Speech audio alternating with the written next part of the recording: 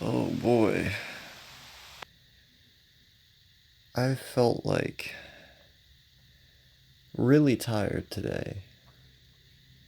Really, really tired. I don't entirely know why. I've been pacing back and forth in my room pretty consistently. Normally just pacing back and forth is enough walking for me to be able to deal with the whole problem of getting tired. You know, I've been somewhat of a hikikomori, at least a shut-in, for a very long time now. When I was little, I don't know if you could have called me a hikikomori, but I was forced to stay inside the house because of the heart condition that I had. And I didn't receive operation for that heart condition until I was like 10. Maybe it was, yeah, 10, 11, something like that. Um, and so I stayed in the house all the time. Didn't really get enough vitamin D or fish oil or whatever it is that you're supposed to get. I just kind of stayed in the house all the time, right? And then eventually I developed this habit of staying in my room all the time, always keeping the light off, pacing back and forth in my room. And what was particularly peculiar about this was that at this time, my brother had been kicked out of the house. He was kicked out when he was 16 years old. So, what we're talking about here is that this would have been 2012? Yeah, this was 2012. So that was 7 years ago. I was 10 years old when he was kicked out. And after he was kicked out, I had my room to myself. And I felt a lot more at peace because I didn't really like living with someone else. Um, but yeah, so I spent a lot of time here, right? Just kind of in my room. And what I would do was I would just play video games or I would read all the time. Now, before my sister was born, me and my brother, we stayed in different rooms. So I had my room, he had his room. And back before our rooms merged together in 2007 when my sister was born, I just stayed in my own room all the time. All the time. Um, but after that, we had the same room until 2012. And so I got the isolation that I wanted again. But at that time, in order to get any kind of like physical health stuff, I just walked around in the house. I'd go on the floor and I would do push ups and stuff. We'd go on the floor, do fucking push ups, that kind of thing. Sit ups, crunches. Typical shit that kids are told to do. If I was feeling particularly adventurous, I'd do a jumping jack and then watch the glass on the bookcase fall down. And then it would break. And so yeah, I just I just did physical activities inside of the house. Now as I've gotten older, I've researched different ways that you can exercise inside of the house. You can find guides on the internet on different exercises you can do. Now, I don't know if you've noticed or not, but the space that I reside in here is kind of small. It's kind of a small place that I live in. And so, what I've gotten is sort of a case of feeling kind of stuck almost, where like, there's not as many physical activities I can do, but there are some that I can do. So I just do physical activities inside of my room. Um, And I walk back and forth, pace constantly. I'll have music on, or I'll have a podcast or something on, and I'll just pace back and forth constantly. But I really like laying in my bed. I like just sort of sinking my entire body into my bed and just laying there. Just laying there watching YouTube videos forever. People hate that. People do that and they say it makes me depressed. Ooh, I'm depressed now. But I've been doing that for what? Like so 8th grade, what year was 8th grade? Was 8th grade 2015? It was no, 8th grade wasn't 2015. When was 8th grade? 2016? I can't count. So, okay, 5th grade was 2014. Or wait, no, 5th grade started in 2013. It started 2013. So 6th grade was 2014. Then 7th grade was 2015. And so that would mean, yes, 8th grade was 2016. Okay. So 2016. That was when I stopped going to middle school and I just stayed in my room throughout 2016. In 2016, what I would do was I would just lay in my bed and listen to YouTube videos constantly, watch YouTube videos constantly. It was the way that I broke up the monotony and passed the time. And ever since 2016, I've been pretty much doing the same thing. I had a brief period for the beginning few months of 9th grade that I went to school, and then I stopped going because I hated it. And ever since then, I've just been doing the same thing I've done in 2016 ever since. It's 3 years. It's just 3 years of doing this. Most people would say that they would stagnate in that time, that they'd be like constantly suicidal or something, that they wouldn't be content with it. Sure, I get depressed. I deal with stuff like that. Probably always will. But this idea that it's like stagnant and bad, it's my life. I live this way. I exist like this. And I have a friend. I have a friend on Discord. God forbid using Discord.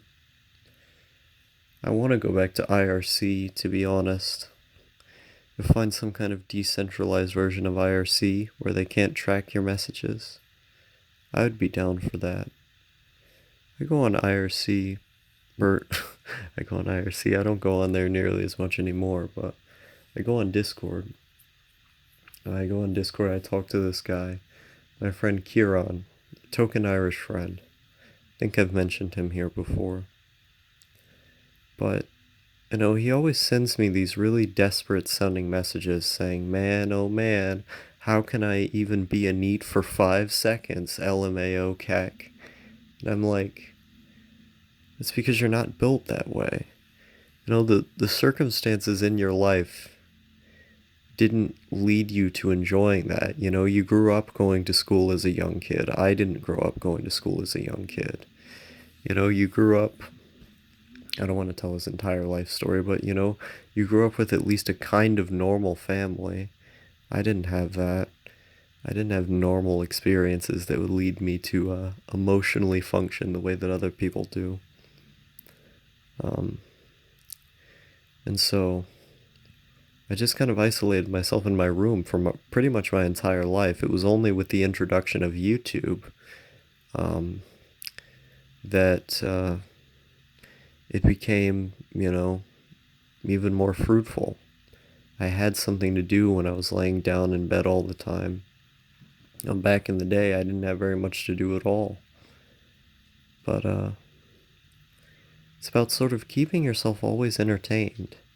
He sends me this messages. It seems like he doesn't have anything to be entertained by.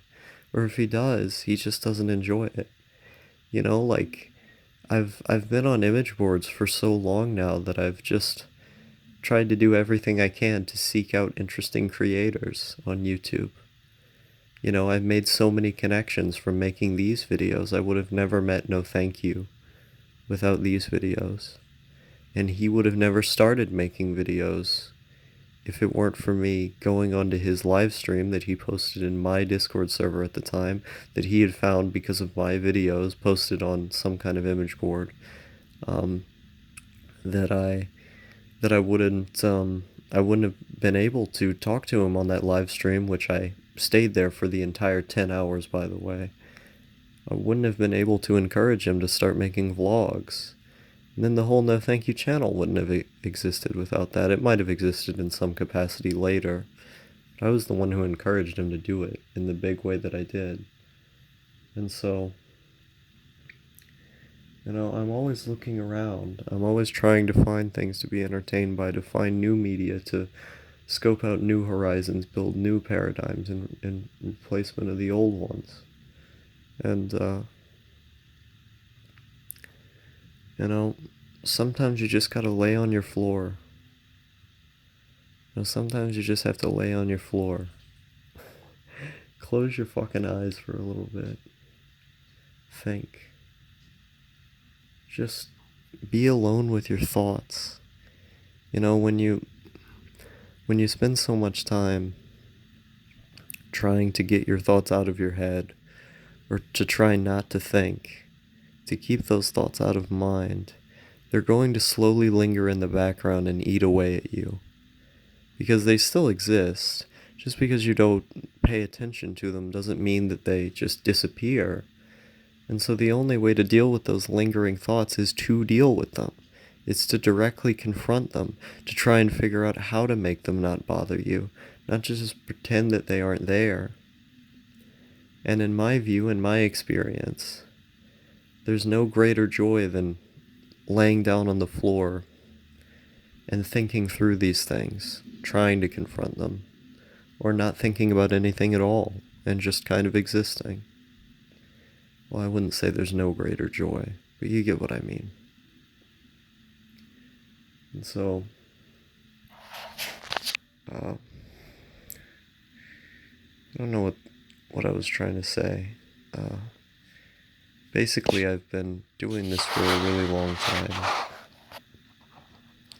And, I don't have a problem with it. I don't have a problem with this lifestyle. I want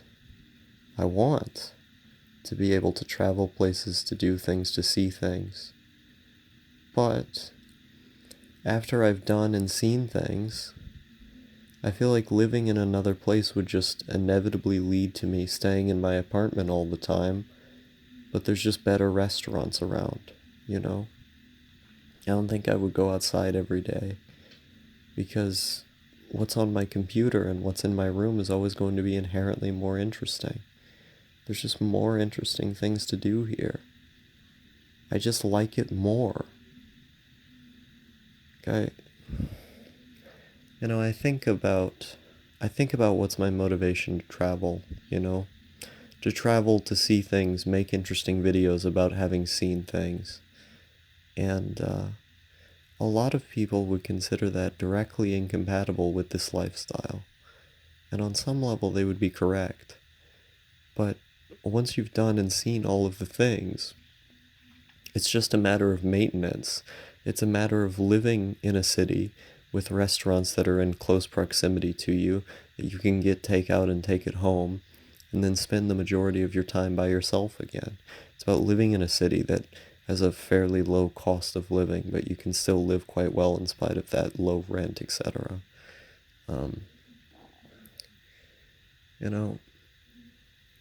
I don't have the patience. I don't have the patience to live with other people. The only reason I would live with other people is out of necessity, or sort of like out of, genuine, like, this person needs my help, I would just teach myself to have the patience for that. Like, I talk with one of my friends about survival plans a lot. Like, when the big economic crash happens, this is what we'll do to survive. This is how we'll figure things out. And one of the plans that often comes up is like, I'll let you live with me, to try and make sure everything's alright till eventually you can get your own place and we can just cooperate like that. And, the reason I say that is because he's my friend. I don't want him to die because I enjoy speaking to him. And so, like,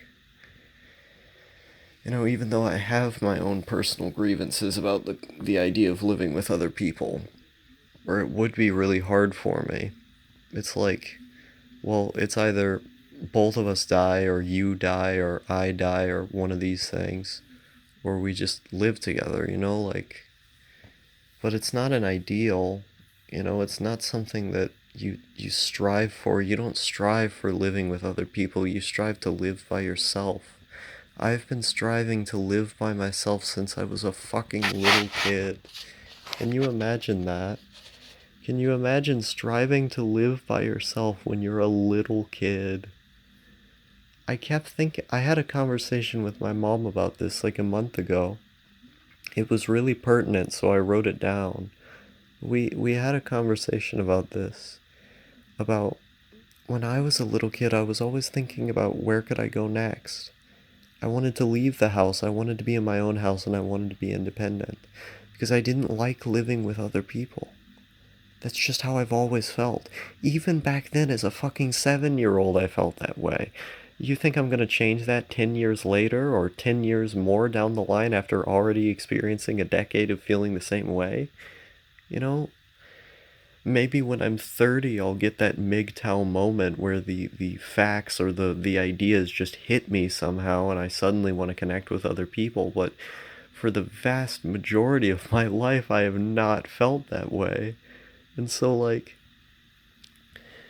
what do you do to explain this? How do you get people to understand this when they're saying, "Oh, being in need, it's like a stagnant lifestyle and stuff, dude. You're like stagnating in your room, dude."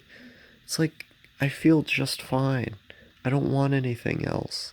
This is the most that I want.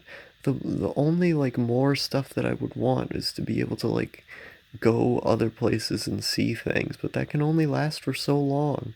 The grass is not always greener on the other side. Things are not inherently just going to keep being better. Eventually the good stuff runs out. You know, when it comes to the material world, eventually all of the sightseeing is done.